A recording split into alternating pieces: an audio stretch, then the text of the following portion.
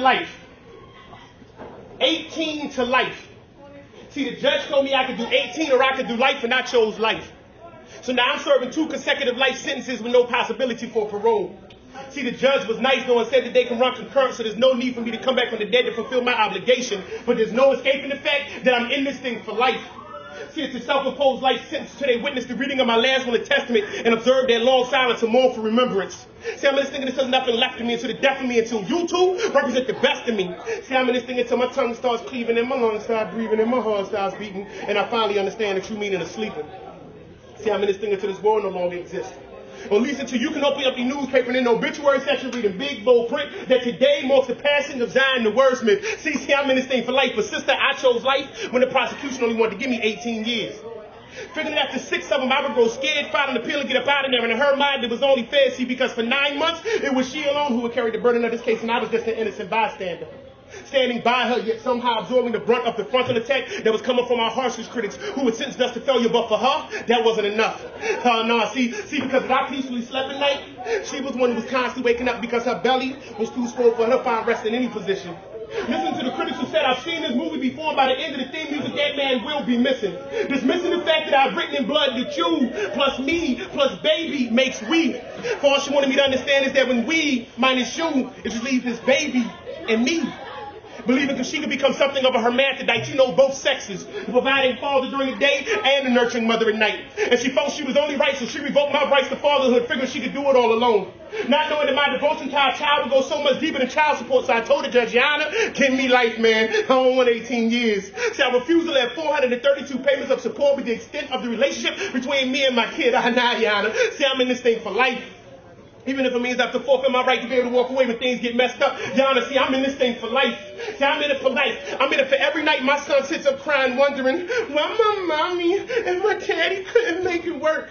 Confused because his half-brother Dante can see their daddy and he can't, but he was the one that was born first. And he's hurt because his own mother's the one who's keeping him from the man who loves him the most. And he's not sure if it's right or wrong, but he knows that this ain't how things are supposed to go. See, that boy is 6 years old, but he can understand the concept of forever plus eternity. It equals NB, never broken the bonds that exist between him and me. So you see, Nicholas, that I'm in this thing for life. And even when I'm gone, I'm going to beg God to let me come back twice so I can right all of the wrongs that occurred the first 7 years of your life. See, I may not have done everything right, but for me, leaving was never an option. For my sentence started with the opening of the mother's womb and will only end with the closing of my coffin. Stopping short enough of the air no longer running through my lungs. But even then, I still look down from heaven till it's all said and done. So you see, son, that I'm in this thing for life.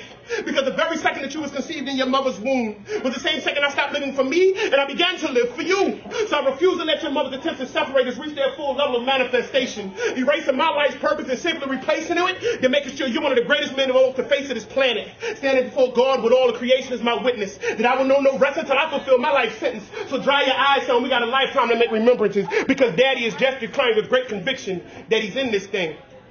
That daddy's in this thing. That I'm in this thing. For life. Peace.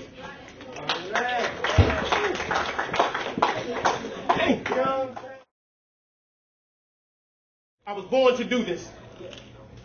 And for as long as I can remember, this has been my passion. It's the first thing I would hear when waking up and the last thing I would hear before drifting off to sleep. See, I was in love with poetry. And I loved it to the point that I was willing to lay down my life to ensure that others would have the opportunity to write. I was willing to crucify myself each and every night so that my blood can give life into the mic. See, I love this thing so hard that I actually became a wordaholic. Call me crazy, but I was willing to submit to the bondage that has spawned some of the greatest wordsmiths this world has ever known. I was willing to submit to the kindness that has heaped upon them who were bold enough to write down what they heard at the foot of heaven's throne. See, I was actually foolish enough to believe that I could put poetry on my back and carry it to the promised land. And my grandmother told me, be careful what you ask for because you might just get it. Well, I asked to be a sacrificial lamb, and it seems that heaven must have been listening. For I've died 2,000 deaths resurrecting mics across America. I've mixed my blood, sweat, and tears into a concoction and hope that it's swallowed. It'll stop the problem that's plaguing spoken word today. Praying that if injected, it'll reverse the infection that's been spread by those who've erected monuments to nothingness. Those you like to call poets. But see, not every poet is guilty of that transgression. There are still those who use this form of expression to reflect society in its entirety, the good, the bad, and the ugly. But they're overshadowed by the useless verbiage users who abuse the eardrums of consumers by confusing what they do with good poetry. See, for 3 minutes, they like to hold the audience hostage. Knowing if they stop talking, they realize that they ain't doing nothing but saying a few words that happen to rhyme. Now, I'm not saying that happens every single time. It's time to open your eyes and no longer be blind. And next time you hear them, you can recite to yourself this line. See, everybody wants to be a poet now.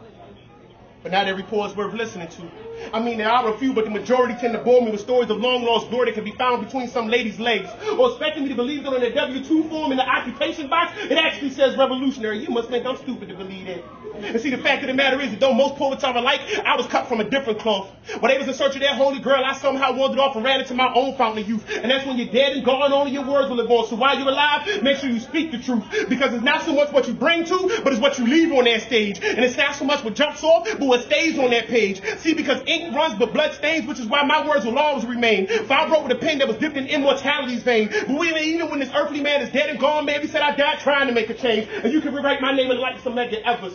Hang my soul in the balance and see that I'll never come up wanting. I've always been able to stand and deliver. Through the birth and the middle passage, I was never one to forget. I was always one to remember that I was here for so much more of a bigger purpose than spitting a few words that happen to rhyme. See, I was here to say something that would cultivate your heart and stimulate your mind, moving you to the time and place where you understood that art is merely a reflection of life.